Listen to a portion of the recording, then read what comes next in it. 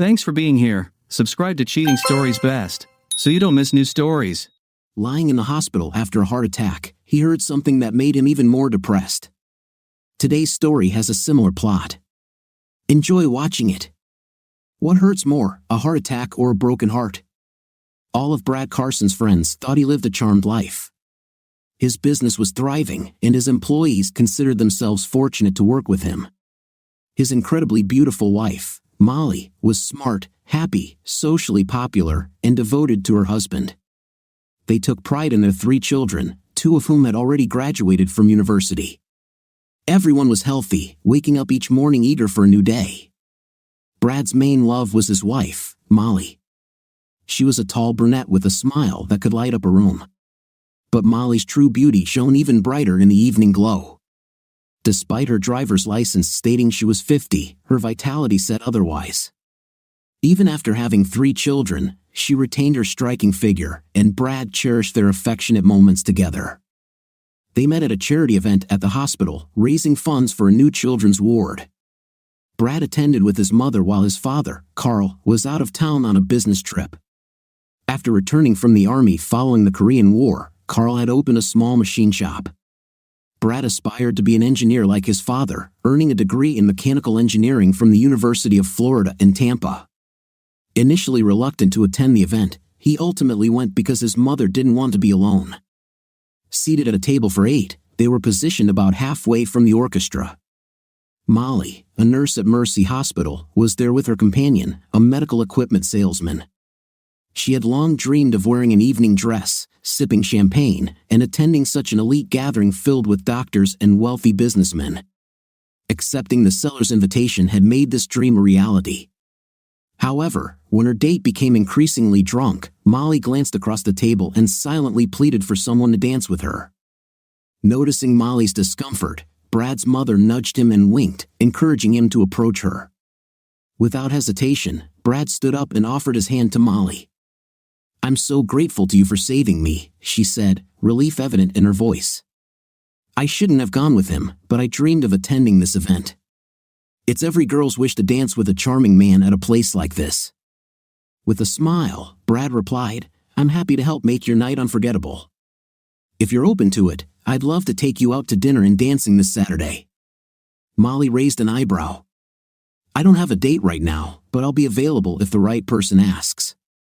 Brad insisted, "I really want to take you out." They danced together, both fast and slow, before returning to the table for a drink.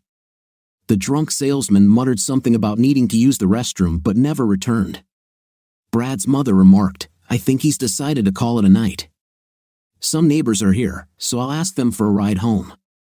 "Brad, I believe you'll be escorting this lovely nurse home." Brad replied with a grin, "Yes, Mom," and winked at Molly, who laughed. Molly introduced him to her fellow nurses, and they spent the rest of the evening together. The girls were thrilled that Molly had traded her inebriated companion for a handsome local businessman.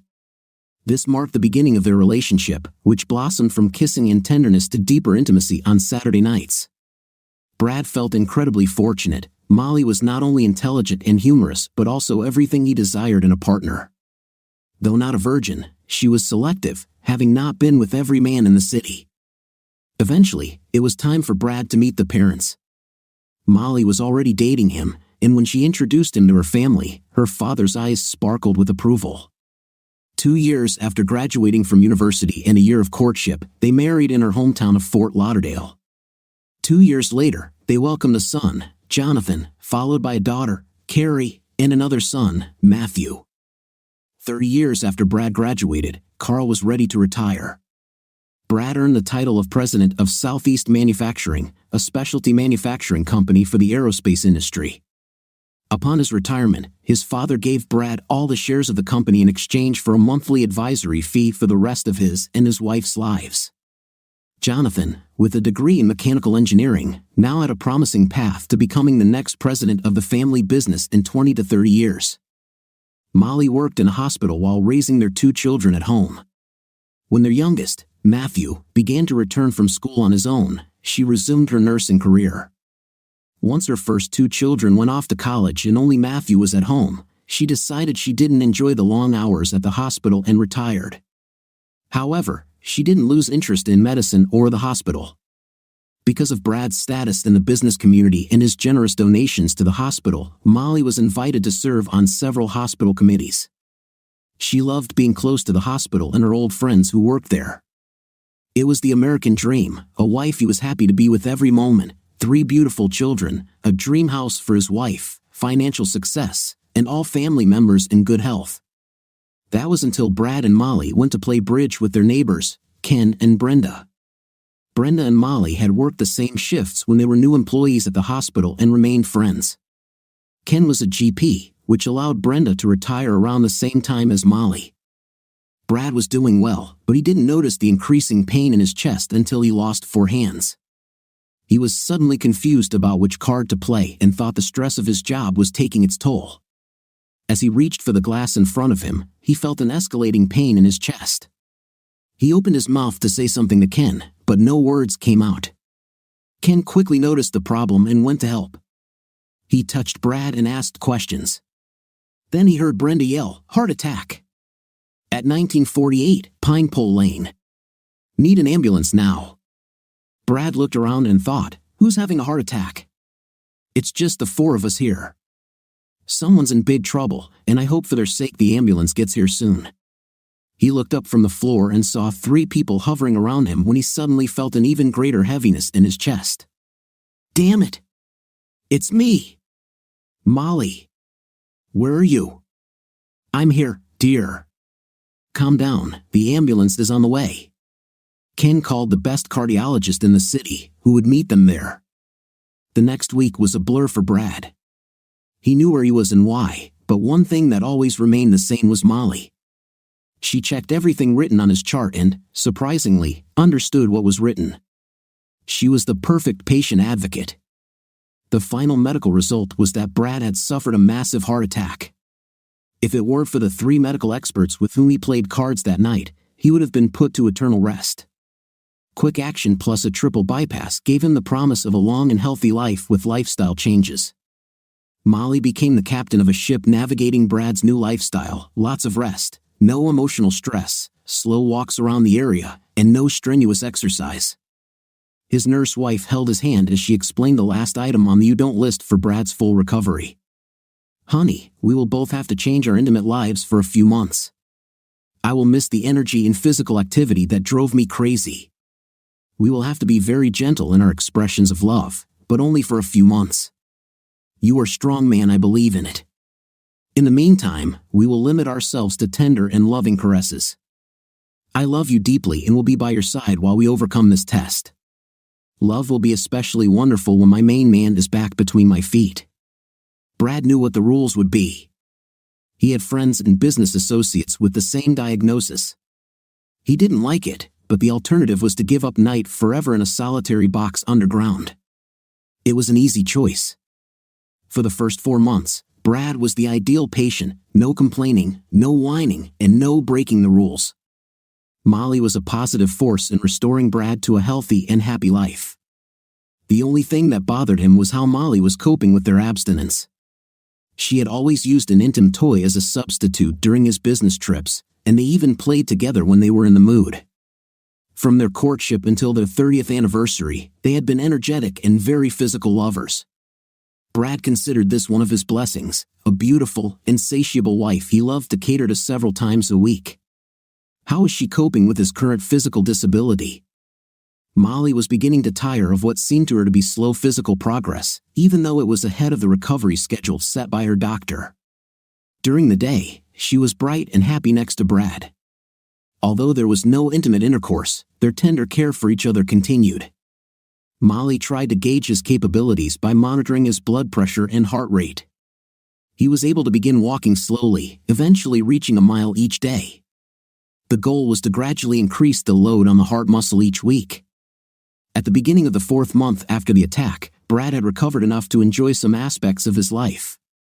Step by step, they gradually increased their activity. Although this contributed to Brad's recovery, neither of them truly enjoyed the lack of spontaneity. Brad nicknamed this process Frankenstein Intimate.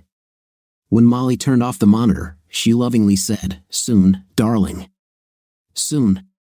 With Brad's condition improving, Molly could leave him alone to run errands and resume the social activities she enjoyed. After a good night's sleep, one morning, Brad heard the phone ring, and Molly answered, "Hi, Carrie." This revived Brad, as he loved communicating with his cheerful, resilient, freedom-loving daughter. He trudged down the corridor and approached Molly, who was talking on the phone. He heard Molly say, "Oh yeah, your dad is getting better every day. At least that's what the doctors say because they see him every week. I can't see it that way, but he's much better than when we took him home." There was silence in the room until Molly began to speak again. "Yes, my therapist is working very well. I am very pleased with the results. Of course, he is not at all the same lover your father was and maybe soon will be again. No one rocked my world like your father, so I told Eric that this was temporary and once Brad regained his strength, I wouldn't need his services anymore." Muffled sounds from the phone, then, "Yeah, I know he won't be able to do me like he used to, but it'll take time to get his stamina back. So yeah, Eric will probably be doing some work on call instead of the usual twice a week." "Yes, dear, twice a week. It's still less than I'm used to." At that point, Brad could no longer stand in the corridor. He had to sit down to avoid falling. The love of his life had cheated on him with another man. How could she? Am I really that unimportant? His head was spinning, almost as if he were having a heart attack. He desperately began the breathing exercises his doctor had taught him for stressful moments. Speaking of stress, Molly heard Brad stagger toward the chair and drop the phone to run to him as quickly as possible. She supported him so he didn't fall to the floor. He deliberately took large, smooth, regular inhalations and exhalations. He took a deep breath and, as he exhaled, looked at Molly, saying, "Cheater. Inhale, exhale. Cheater. Inhale, exhale. Cheater." In a panic, she interrupted her phone conversation with Carrie and dialed 911 for an ambulance. The rescue team loaded him into the vehicle and connected him to oxygen. Molly tried to climb into the back of the ambulance with him, but due to his violent reaction, the rescue doctors told her to stay behind. The same thing happened in the hospital. Molly was not allowed to enter the room. Several hours passed before Brad's doctor came out to see her. Molly, who had almost bitten all her nails while blaming herself for causing another heart attack, asked, "Doctor, how is he?" "He is stable now."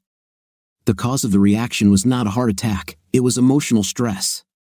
In his weakened state, the strain was too great, and he shut down.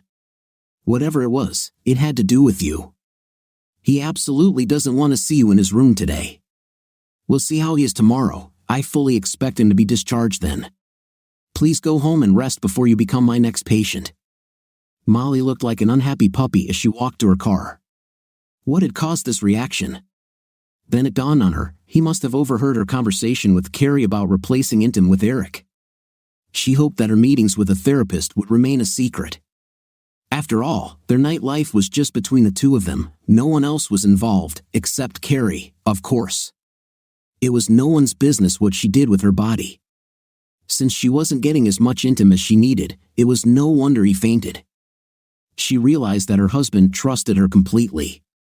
He never asked questions that might hint he suspected her of lying or cheating.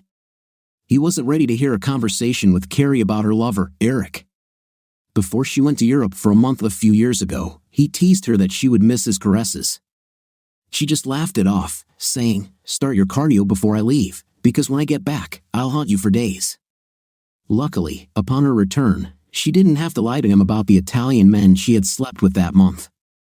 She didn't lie, but he never asked. The same thing happened during his illness. The next morning, his friend Dr. Ken came to see Brad. Ken talked to the emergency room doctor and felt he needed to be there for Brad. "Hey, Brad, you gave us a scare yesterday. I'm glad your heart wasn't the main cause, but the stress you were under could have led to another heart attack. Would you like me to prescribe some sedatives to help with your anxiety?" "No, Ken, it's not the event that bothered me so much, but a fact that suddenly came to light. Now that I understand my still hidden problem, I think I can deal with it. I appreciate your offer, and maybe I'll need some counseling later." "Okay, of course, Brad. No problem. I'm heading back to the office." Do you want a ride home, or are you waiting for Molly? No, Molly isn't coming to take me home. This was said with more bitterness than Ken expected. His medical friend began to realize that Molly was the cause of Brad's stress attack. Ken deliberately avoided any topic that might cause further stress during the drive home. He helped Brad to the couch in the family room and was surprised that Molly was not with her husband. Brad didn't mind having a few hours alone before confronting her. He wrote down a few things he wanted to tell her. He planned to get to the bottom of the problem in a few days. Right now, he just wanted to rest rather than throw himself into the burning dumpster he knew was coming. When Molly arrived, she dropped the groceries and ran to Brad. The look of pain in his eyes and the obvious discomfort on his face stopped her in her tracks, like a dog suddenly pulled on its leash. Brad, I'm so sorry. Shut up. I don't want to hear a word about what you discussed with Carrie. I need to rest, clear my head, and calm down. But Brad. Shut up. Did I make myself clear, or are you trying to kill me? No, Brad, I'm just so happy you're back home. I want a long life with you.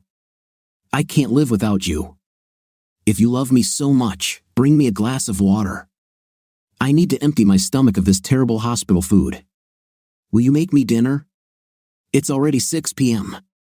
The evening was very quiet as Molly tiptoed around, trying not to broach the subject of her apparent infidelity with her clearly upset husband. After 2 hours of watching two uninspiring NFL football teams, he went to bed. For the first time in his life, he went to bed without kissing Molly goodnight. He walked into the master bedroom and turned off all the alarms, thinking that this would help him sleep. After a while, he felt his wife slide into bed without anything. She hugged him. Don't, he told her, asking her to remove any connection to his skin. It was hard enough for him to sleep, let alone feel her silently crying. He thought that if she didn't like the new state of things, she could go to the guest room. 2 days later, he said, let's talk after breakfast. Do you agree? After cleaning up their heart-healthy breakfast, she sat on the edge of the kitchen table, awaiting the worst conversation of her life. Brad silently entered the room, sat down opposite her, and put a tablet and pen on the table. Molly, I want you to tell me what's going on in your own words regarding what I heard from your phone conversation with Carrie. I only heard one side, and it seems like you've been cheating on me for a while now. I want to know the whole story from beginning to end. Do you understand? The quiet yes was so faint that he barely heard it. One more thing, Molly. We stand on the edge of an abyss. Our family can be restored or destroyed depending on what you tell me. To me, the truth is as important as loyalty. Don't try to lie or leave out important points thinking that you're saving or protecting me. If I discover that you are lying or hiding facts about your behavior, I will immediately begin divorce proceedings. Do you understand? Yes. Now, I'll give you a chance to tell me what happened without interruption. This is your only chance to lay it all out. To determine what happens next, I need this tablet so I can write down my questions for you after you're done. Now it's your turn to speak. Brad, I'm so sorry that you heard part of my conversation with Carrie. Your reaction is understandable. What's worse is that this happened while you were recovering so well from a heart attack. Thank you for not throwing me out on the street, but for giving me the opportunity to explain my position. That's why I love you so much. My story begins 3 years ago. After many games of tennis, I had strained muscles and ligaments. I was sitting on the bench, almost crying from pain and my inability to play, when a man 10 years younger than me approached and asked if I was okay. I explained my problem, and he said he was a physical therapist and maybe he could help me. At first, I thought he just wanted to touch my butt and legs. He handed me his business card and suggested I go to his first aid tent, where he could work with me in the presence of paramedics. Molly continued, within half an hour, my back felt much better, and I was able to complete the tournament. He has an office in South Tampa, and I went to him several times to make sure my back didn't let me down. We never had anything close to intimate, it was always a professional doctor-patient relationship. I enjoyed his company, but I didn't even kiss or hug him. Everything changed after your heart attack, Brad. I was in a terrible state, both mentally and physically. When you were so close to death, I didn't know what to do without you. We always had a physically intense, intimate relationship, I never had such great night. Here we are in our 50s, and I feel like we're still in our honeymoon. You've created certain expectations for me about intim every week, and now it's on pause while you recover. During a physical therapy session, he noticed how tight all my muscles were and that they needed attention. I told him about your condition and how much I missed making love with you. He moved away from me, opened a drawer, and showed me a booklet called Night in Physiotherapy. He said that my problem was not uncommon, especially among couples who were intimacy active. He suggested that I take the book home, read it, and come to the office if I wanted to continue in this direction. The book began with stages of activity, at first, just hugs and kisses, then light kisses between both partners. During the next session, I asked him to use his skillful hands to please me. He agreed, but said it wouldn't be quick or rushed. We spent an hour in dim lights and soft music, hugging and kissing each other. Then I was just a puddle as we lay together, dozing and holding hands like long-awaited lovers. This activity started a few months ago while you were still in the hospital. I know you don't want to hear this, Brad, but you said you wanted to know everything. Even though it sounds like the most erotic thing I've ever done, it's not. I cried all the way to the car. I didn't love him, he was just a man with talent. I cried because I wanted it to be you. Over the next few weeks, we moved on to real night. He knew that I would only go to him until you recovered, and he said he would be happy to let me have you. It was just working with another patient. In fact, each time he gave me a form to sign confirming that I received treatment that day. He called it treatment, Brad. It was only temporary until you recovered. I didn't want to be one of those middle-aged wives who didn't want intimate with her husband anymore. I want to continue enjoying love with you. Darling, I ask for your forgiveness and am ready to answer any questions you may have. Brad had already written down a few points, but now he had even more questions. First of all, Molly, who is this man? I don't see the need to mention his name since all the shame lies with me, not with him. Okay, Molly. I think that's it. I have just enough time to get to a lawyer and start the divorce process. As he stood up to leave, she jumped up and pleaded, "It's Eric. Eric Adams from Bradenton, Florida." Thank you, Molly, but I'm not going to argue every point. If you do, I'll leave. Did he use a protection when he had you? Brad, you know I don't like that kind of language, and I don't like it when some creep touches my wife, so answer the question. She lowered her head and said, no, because he said that he was clean and very careful about the cleanliness of his body. Did you please him? Very quietly, she answered, yes. Shitty and stupid, was his response. If I could have a night with you in the future but not satisfy you, would you continue the treatments with your lover? I thought about it but didn't make a decision. It was possible, I guess, but I didn't plan anything specific other than to stop it when we could have intim again. Molly, you mentioned that you want to keep your Ferrari as intimacy active. Have you considered that your Ferrari might be thrown out of a nice garage and left in a dark alley if you continue to have intimate with it? No, because no one knew what I was doing. We took a lot of precautions. I wanted to be ready to respond to you like before, and I couldn't have done it without him. How many people know you're cheating on me? Just me and Eric. Then what were you talking to Carrie about? Time for another lie to catch you? Oh yes, Carrie and I discussed it before I started the more intimate treatment. She thought it was a good idea and that you wouldn't mind. She reminded me that I am the owner of my body. I should have the right to make all the decisions regarding what to do with it. She supported my decision. She later called and said that her brothers also thought it would be good for both of us in the long run. So now the cheating support group has grown from you and Eric to our 3 kids. That's 5 people, and Jonathan and Carrie told their spouses, so it's probably 7 now.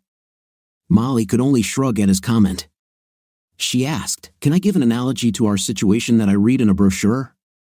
It's a story about an NFL player. He was the team's leading running back until he got injured, ending the season but missing 4 games.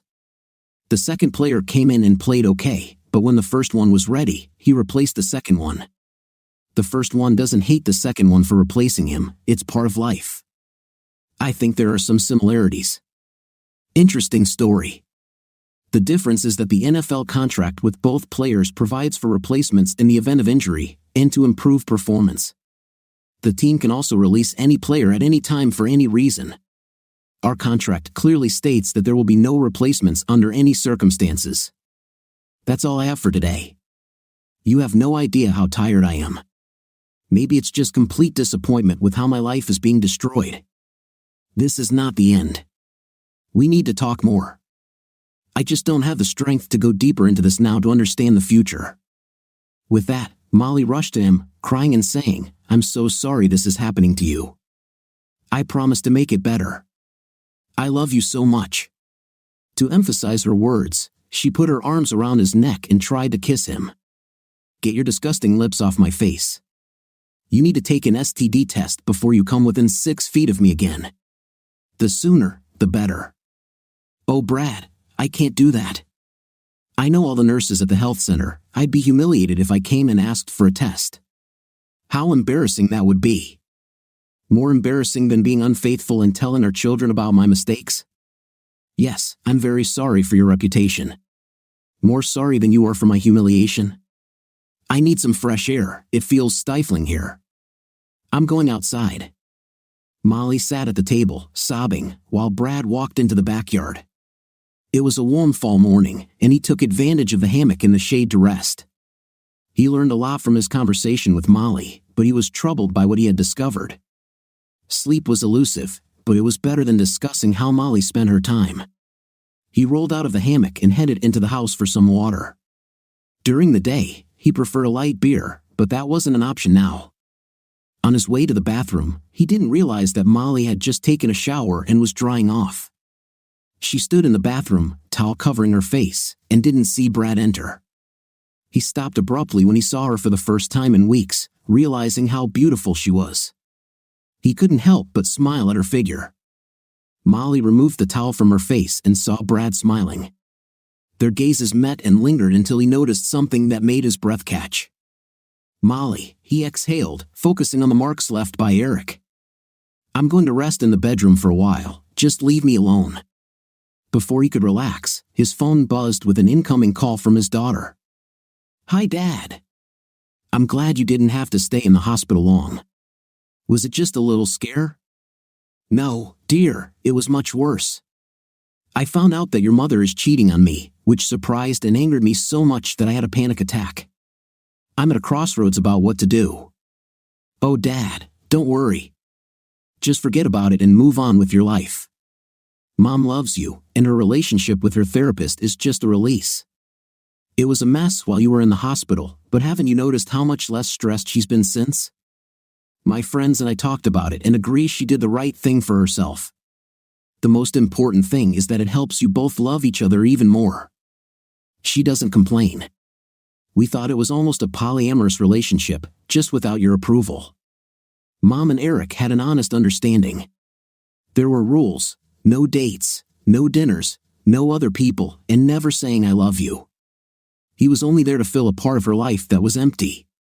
You were never pushed aside, you just weren't ready to go yet. When you are, Eric will leave, as planned, without jeopardizing your relationship. Carrie, I appreciate your friend's advice, but after 6 semesters studying psychology without a degree, what makes you think you're qualified to advise a 51-year-old man dealing with a heart attack and a cheating wife? What you're saying feels more like empty words." After that, Brad didn't want to continue the conversation with his daughter. They might be able to talk again in a week or 2. He hung up and called his son Jonathan to ask about work, something he avoided when Molly was around. "Did you know that your mother has been involved with her physical therapist since my heart attack?" "No, this is the first I'm hearing about it.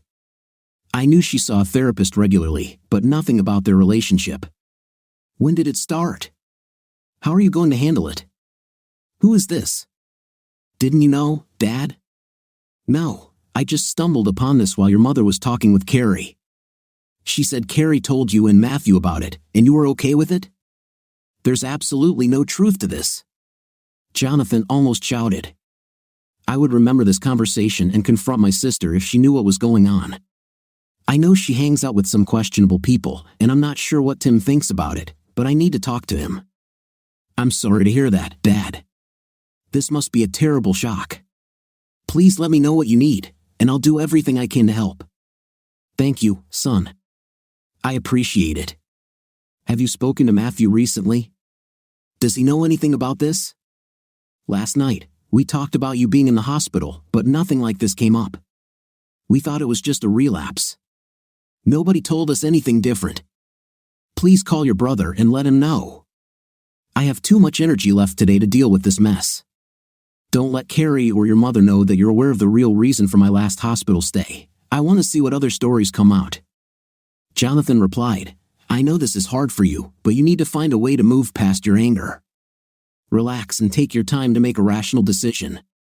You've always been quick to act, but you need to change that for your health. Fine. Both men were disappointed by the situation and promised to stay in touch. Now, Brad couldn't calm down or sleep, so he went to the family room and found a note. I'm going to take a test. I don't want to do this, but I will do whatever you ask if it means staying married to you. Love, Molly. He sat on the couch, reflecting on Jonathan's advice about the need to relax for his heart's sake. One of his pleasures was enjoying a good cigar in the backyard, even though Molly hated the smell that lingered in the house. He thought to himself, she does what she wants, I'll do what I want.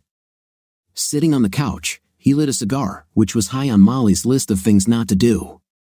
Yes, smoking is bad for health, but it didn't compare to the pain of betrayal. He decided a sip of his favorite single malt scotch wouldn't hurt either. Turning on Fox Sports Center helped take his mind off everything for a while. After about 65 minutes of relaxation, Molly walked in. What the hell was her first reaction to the smell of the cigar? Brad, you shouldn't smoke. And you shouldn't betray our marriage. It will ruin the curtains and carpet, you can't get the smell out. Indifferently, he replied, you know, Molly, there's some symbolism here. The smoke ruined the carpet, so we threw it away. You ruined our marriage, maybe we should throw that away too. Knowing she wouldn't win this argument, she didn't rush to embrace him. His point was fair, and she had no one to blame but herself. Instead of arguing, she sat down on the couch, trying to change the subject. We've been invited to the Simpsons for wine and dessert tonight. Sharon finished remodeling her kitchen and wants us to see it. I know you don't really want to go, but can we leave the house for just an hour? It might help us get away from this tension. Okay, an hour is all I can manage, he replied, though it would be nice to get out for a bit. Their dinner was quiet until Brad asked about her visit to the health clinic. It was humiliating. I knew all 3 nurses. They were professional and didn't judge me, at least not to my face. The worst part was telling them who I'd been with in the last 90 days. My hand shook as I wrote down Eric's name instead of yours. I'm so embarrassed. Brad didn't respond. He didn't need to.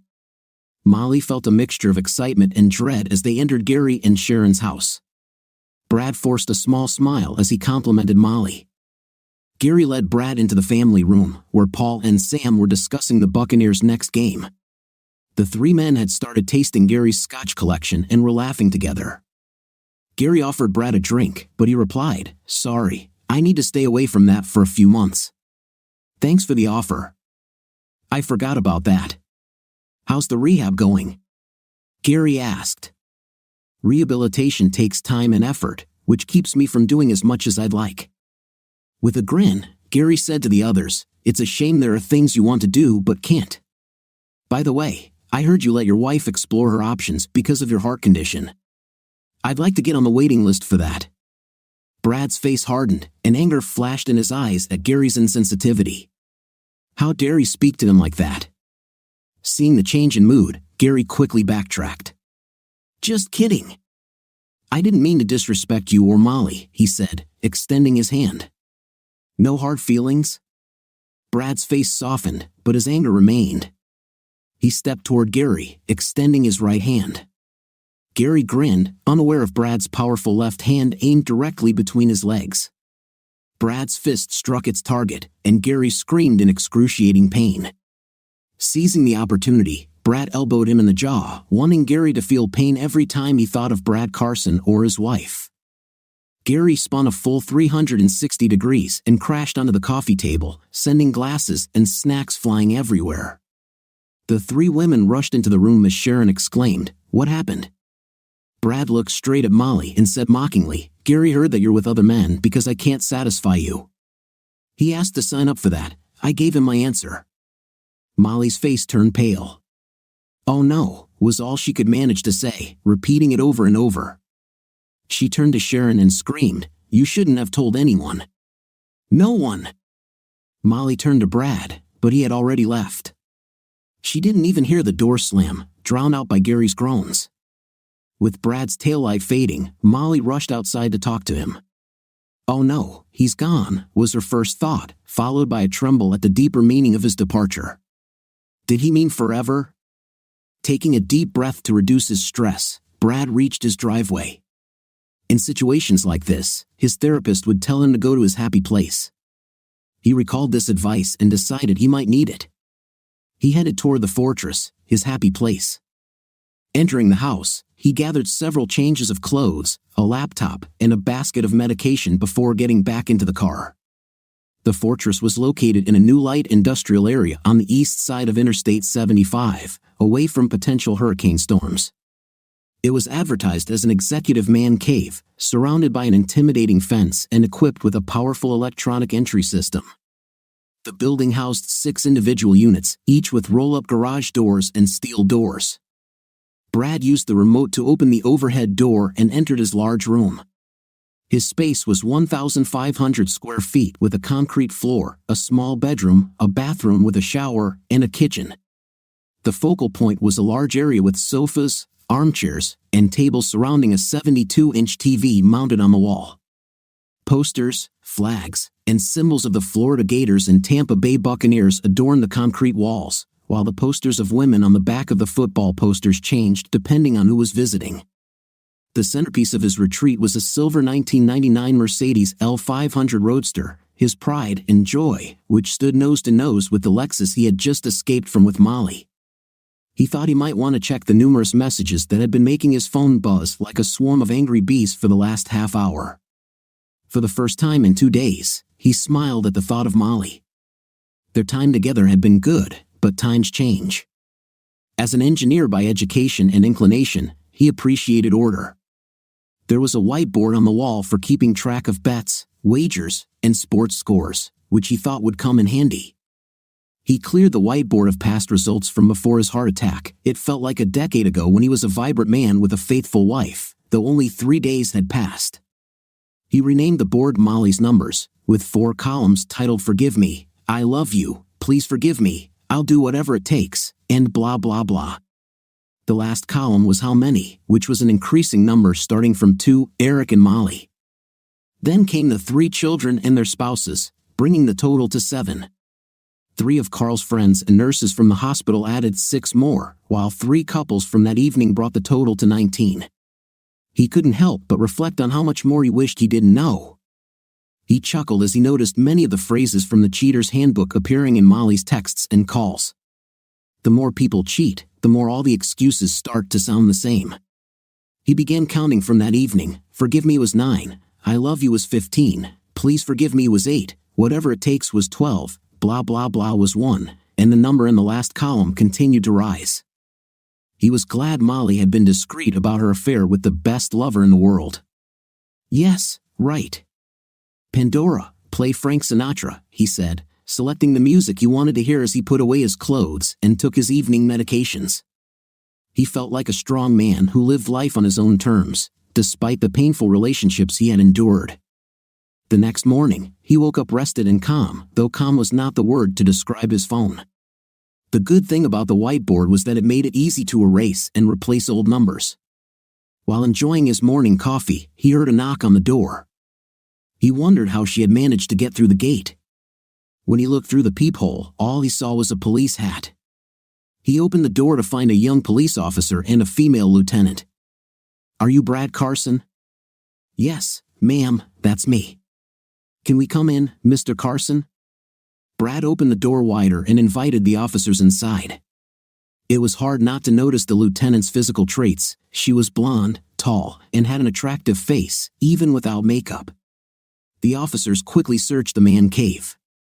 I'm Lieutenant Pauls, and this is Officer Sullivan. Last night, your wife called the police station to issue a silver alert for you. She was concerned you might have had another heart attack while driving and couldn't get home. We don't issue missing person alerts without investigation, but after questioning her, we decided you might be here. How are you feeling, Mr. Carson? Do you need medical assistance? Brad chuckled and replied, I'm suffering from a broken heart, not a heart attack. My wife cheated on me while I was recovering from a heart attack 4 months ago.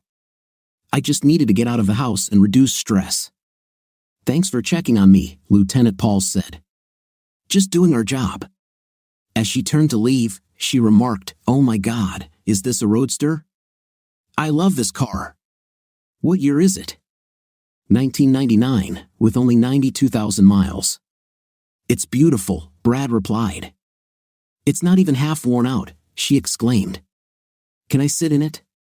Brad watched her graceful movements as she slid into the car. Her eyes sparkled with delight as she held the steering wheel, patting the dashboard. She sighed, stepping out of the Mercedes. Thank you for the pleasure of touching your car. That was fun, she said, handing him her business card. Call me if you need anything. I'm glad you're okay. From her actions, Brad realized he might soon need that card. He texted Molly, You didn't tell me what you did for 4 months. Why should I tell you what I'm doing? She replied. Later, he scheduled a meeting with his lawyer for mid-morning to make necessary arrangements with the bank and investment companies. After that, Brad calmly recounted his situation to his lawyer, Joe Smith. They had been friends and golf partners for many years. After laying out his story, Brad asked, Will divorce be as hard on my finances as it is on my heart? It's good that you've had solid legal advice for the last 15 years, Joe said with a grin. What we did before will protect you now. Remember that bad car accident? We put all your assets, except your house, into a trust. We were concerned that if something happened to you, the company would suffer due to taxes. I even had Molly sign an affidavit transferring her interests in your company into the trust. Now, the same goes for the divorce. We'll need to make some changes to the trust, though. You'll remain the trustee, but we'll change the beneficiary from Molly to you. She won't be mentioned in the trust anymore. Your son Jonathan will be the co-trustee, but his authority will only kick in after your death. We'll also update your will to reflect how you want the trust assets divided, 1/3 to Jonathan, 1/3 to Matthew, and 1/3 to a trust for Carl's children until their 25th birthday, with education costs covered from age 18. What do you want to do about Molly? Your house isn't part of the trust, and I'm not sure what you want to do with it. You'll probably have to pay spousal support for a while. What are your thoughts? The house is fine. I've funded her retirement every year. How much do you think I'll have to pay for spousal support? I don't know. We'll have to see what Molly and the judge think. Now we need to do some strategic planning. I assume you'll start closing and transferring accounts today. We also need to prepare and sign amended trust and will documents before filing for divorce. It's fortunate we created this trust years ago. You're in a good financial position. It's a pity your marriage didn't work out. After closing and transferring accounts, he stopped by the store to get supplies for his man cave. Since it was a beautiful fall day, he lifted the garage door to ventilate the space, looking forward to the weekend. The fortress had 6 buildings, and the parties there were always fun. Gas grills rolled out into driveways, water tanks filled with ice and beer. Almost all man cave owners flew their school flags on Saturdays and NFL flags on Sundays.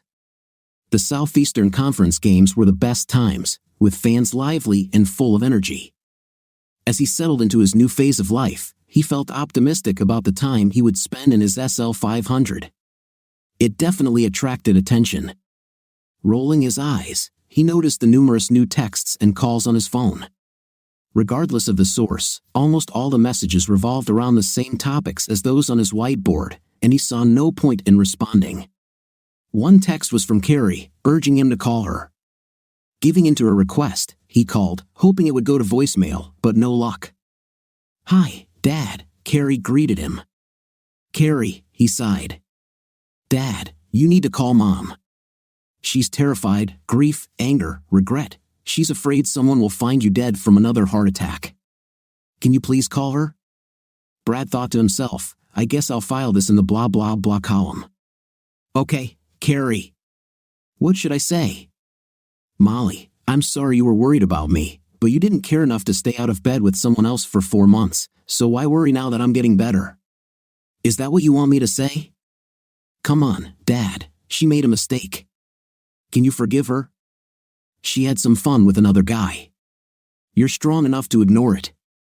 The likelihood that I'll forget this fun moment is very small. She slept with this guy over 40 times, whether in his office or at home.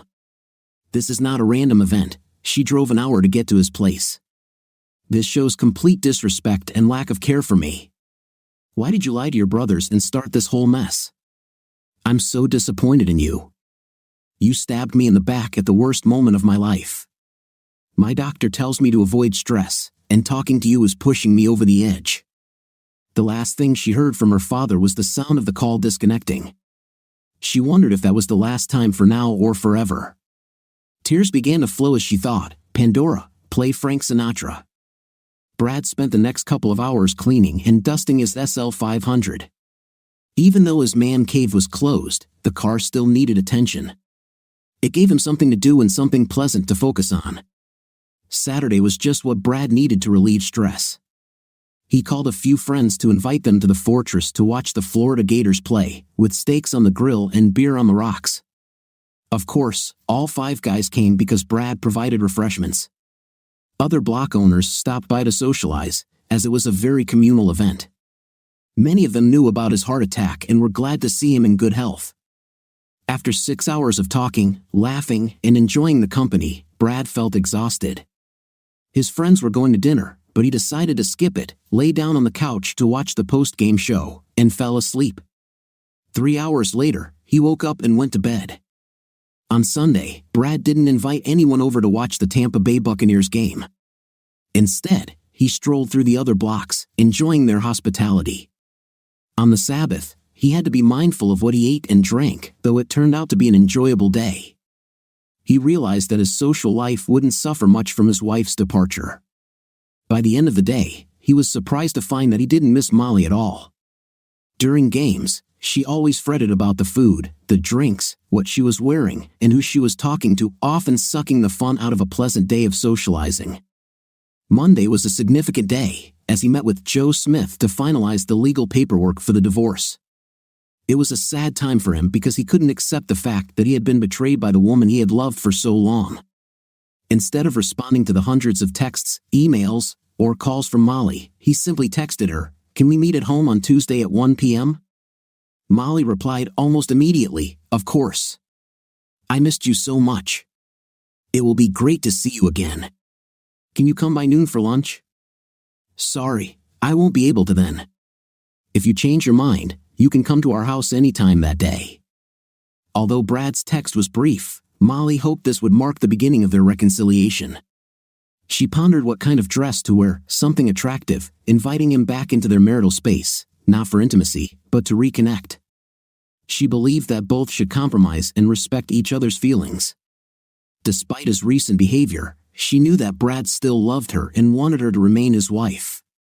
At 1:01 p.m. on Tuesday, Brad rang the doorbell at their home. Molly quickly opened the door, having been waiting since 12:45. She tried to hug her husband, but he diplomatically pulled away, heading toward the family room. She happily placed on the table a letter from the Department of Health, stating that she had no intimately transmitted infections. "I know this is little comfort to you, but I wanted you to know that I'm clean," she said. Her words were met with a shrug and a blank look that seemed to say, "So what?" Molly began a difficult conversation, asking about Brad's health. She was surprised when he told her about the parties he attended at the fortress over the weekend. "I hope you didn't overexert yourself, Brad. You must remember your heart," Molly said. Brad thought to himself, "She says to take care of my heart after she broke it. What hypocrisy." After talking about children and new grandchildren, she continued, "Carrie was terrified after talking to you. She was only trying to help us because she loves us both. She felt my treatment was appropriate, but her opinion was far beyond what I considered acceptable. In addition to her misguided advice about some, both boys thought your cheating was completely wrong in many ways. I wonder how many more people think I'm the local fool now. What stories are being told in bars? I can't believe she would do this to me." I'm really sorry that you found out about this and that the story spread. We tried very hard to keep it quiet so that no one would know or suspect we were together, Brad said sarcastically. So if I hadn't found out about your infidelity from the phone call, you would still be? I don't know, Brad. I haven't decided yet. My heart has always been with you, but my body needed something different. I was going crazy, and this was what my body needed. You weren't around, so I satisfied myself. I knew you wouldn't like it, but I had to make a decision based on my needs, not your opinion. My body, my decision. I'm sorry you're angry, but I made this decision hoping you'd never find out. I did it for the sake of our night life, yours and mine. I wanted to be ready when you came to bed. Your knowledge of this has created a stressful situation between us. I'm glad we were careful, and I didn't want you to be publicly humiliated. This was never my intention. Our definitions of caution are very different. By my count, 19 people today know the whole story. You could have put it on the news right away. How can that be? It cannot be true. Looking straight at Molly, he counted everyone on his whiteboard. Her face turned grim as she stared at the floor, which did not help her bargaining position. I'm so sorry, Brad. I truly regret this. By my count, this is the 57th time since I left home that you have said or written this to me. Where does this lead us? I feel like I've said this many times because I really regret it. I'll try not to say it so often. Molly, you also said you were ready to do anything for us to be together again, 46 times. So tell me your plan to get us back together. My main goal, Brad, is to grow old with you, the main and only man in my life. You are a wonderful man and a great father, and I want us to enjoy our grandchildren together. I know you've explored our options, and I've put together a few for your approval. The option you want to hear is my final cessation of communication with Eric and never seeing him again. Under normal circumstances, this would be the best option for reconciliation. I'm willing to make that promise to you, but I really don't think I can remain faithful to you while you're incapacitated. It's hard for me to say this, but I want to be honest with you. Once you are allowed to have a night again, I can guarantee that I will be faithful to you. Eric and all other men are no longer attractive to me. As I said, Eric is just a temporary replacement for the best lover of my life. I love having intimacy with you, but you are temporarily incapacitated. I believe that in a few months, you will again delight me as before. In the meantime, I propose to gradually end my relationship with Eric. I need to have a night twice a week, that's 2 hours out of 168 hours in a week, or about 1.1% of the week. It's not much in the grand scheme of things. The other 98.9% of the week, I will be your loving and grateful wife. You won't even know that I had intimate with Eric, just like you didn't know about it for the last 4 months. You managed well then, didn't you? See? It's not that hard. I'll take 1 day off with Eric, and after that, I won't need him anymore. You will again become my main and only man. My last and least desirable option is divorce, and I hope to avoid that. I will really miss you and the way you treated me as a wife and lover. Another downside to divorce is the financial aspects. You've worked tirelessly and sacrificed a lot for me and the children. It would be a shame if I took half of your company from you. I would have to do this to maintain my lifestyle, and I'd keep my dream house while you would have to leave. Although I would have a house, you'd have the opportunity to come and visit me whenever you want. Plus, I'm sure you'll have to pay some form of spousal support each month. Lawyers will sort that out. The main message of each option is that I love you and want to stay with you. I believe we can work this out if we both give in a little to make each other happy.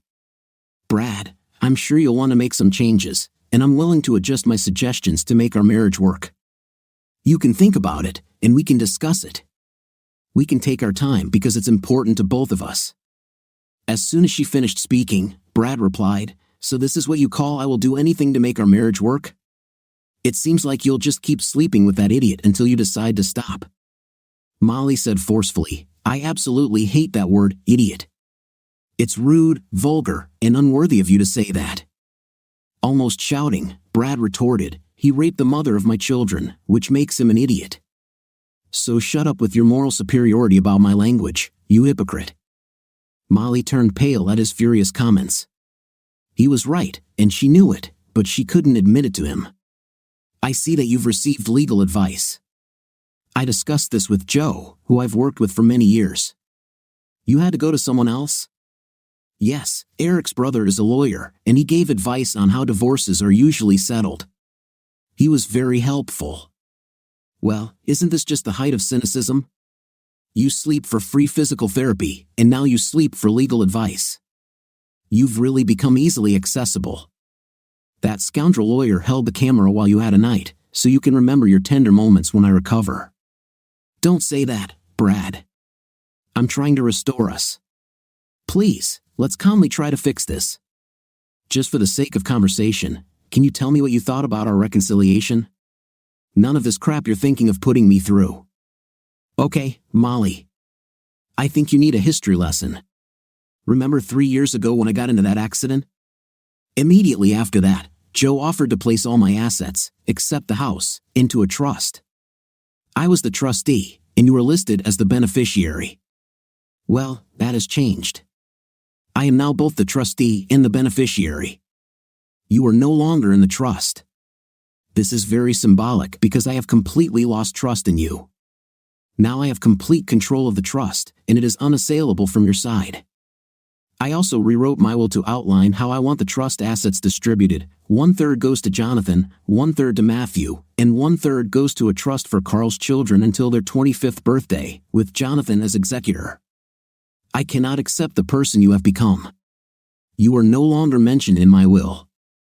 The blood drained from her face, and her hands became clammy. She was speechless. Let's talk about your dream house, a house I didn't need or want, but that you definitely wanted. 2 years ago, you tried to persuade me to buy you a Lamborghini. You pushed hard for this, including depriving me of night as punishment. Do you remember? I definitely didn't want to buy you that very expensive Lamborghini for any reason, especially to show off to my friends. Your dream home was paid for in full, so I arranged a refinance. You and I signed a $900,000 mortgage on a $1,200,000 house.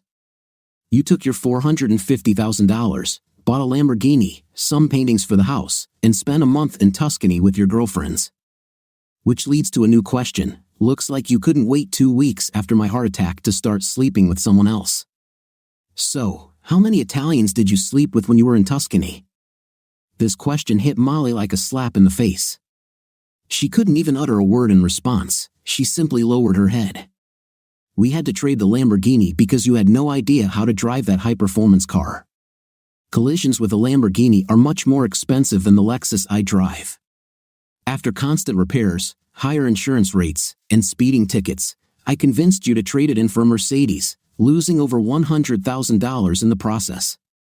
You still have the paintings in the house.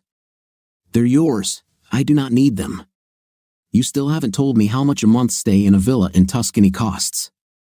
Either way, your share of the house refinance is now in your yard and on your walls, but you still owe $450,000. I took my $450,000 to buy my block in the fortress and invested the rest, which today has almost doubled in value. This is also not available to your lawyer. You can keep the house and stay in it as long as you make the payments. Good luck with that. Now, if you want to own the whole house and not just half, I will give you my half if you sign these documents within a week. Of course, you will then need to pay off my $450,000 mortgage. There will be no spousal support or alimony for you. I am disabled, unable to work, and have no clear medical advice on when I can return. My disability insurance is my only income. So, my dear, I am poorer now in terms of income than when we got married, no matter how wonderfully intimate you got from that man was. I'm sure you'll remember this longer. I'm leaving your house now. The divorce papers will follow shortly. Study them carefully, hire a real lawyer, and pay in cash in a night. Brad left the envelope with the divorce papers, walked quickly to the door, then turned and said, I had a heart attack that almost killed me. The pain and injury were terrible, but I'm getting better every day. It's nothing compared to how you broke my heart, something I'll never recover from, but I'll try damn hard. As he walked to the car, he thought, what a difference 1 week can make. It felt like years ago, but it had only taken 8 days to completely turn his family around. Legal mediation was Molly's last hope for reconciliation. Brad used these sessions to release the hatred in his heart and calm his soul. He didn't want another heart attack. He had a lot to do in the best part of his life, but it was very difficult for him to want to see Molly again. Brad and Carrie never fully repaired their relationship. He left his will unchanged and did not alter the beneficiaries. Molly's lawyer tried unsuccessfully to break through the trust but lacked knowledge of complex asset protection techniques. She approached another well-known firm, which advised her that Brad's offer was probably the best she could expect. The fact that he had taken all these legal steps years before the divorce was proof of his good faith. At that time, Molly accepted Brad's offer for half of the house's value in debt, and she quickly sold the house, moving into a small apartment in a safe area. Brad hired a team of movers to remove his belongings from the house, most of which went into storage or the fortress. He considered waiting until the divorce was finalized before looking for an apartment or a smaller home. He began coming to the office for an hour or two each day but refused wages. The investments he had made in his name brought him cash, but it was not considered income. When Laura Miller, his HR director, came into his office, Brad found an interesting folder. It contained a monthly report from the health insurance company and a brochure titled Night and the Physical Therapist. This report revealed that Eric Adams had submitted a medical bill request for Brad's company, demanding $100 per day to treat Molly every weekday for 5 months. That's $2,000 a month his company paid Eric to have his wife. Brad had learned to control his behavior over the past few months. Instead of screaming, an ominous laugh came out of him. At best, Molly was only there 8 days a month. It was time to confront Eric.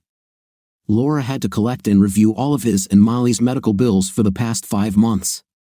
Eric must have assumed that Brad's medical bills for the heart attack would overwhelm all health insurance reports, so his $100 for Intim would go unnoticed. Laura was stunned by the obvious health insurance fraud that Eric had committed against their company. Brad instructed her to contact a representative of the insurance company and bring this issue to their attention. The representative was very upset to read their documentation and mentioned that the men on the commission mocked her while the women looked at her with disgust.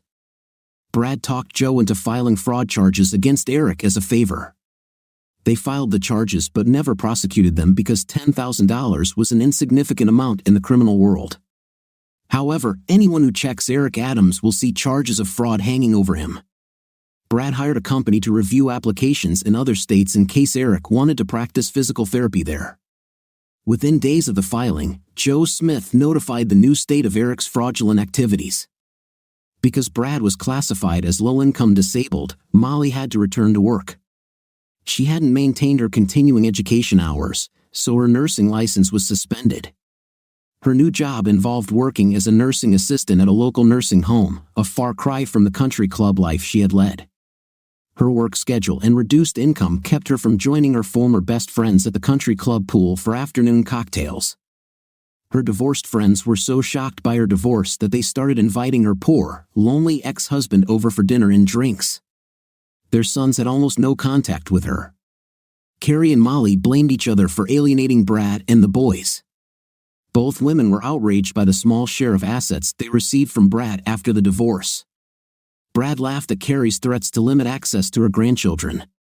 After a humiliating interrogation by a medical board about her relationship with Eric, she broke off all contact with him.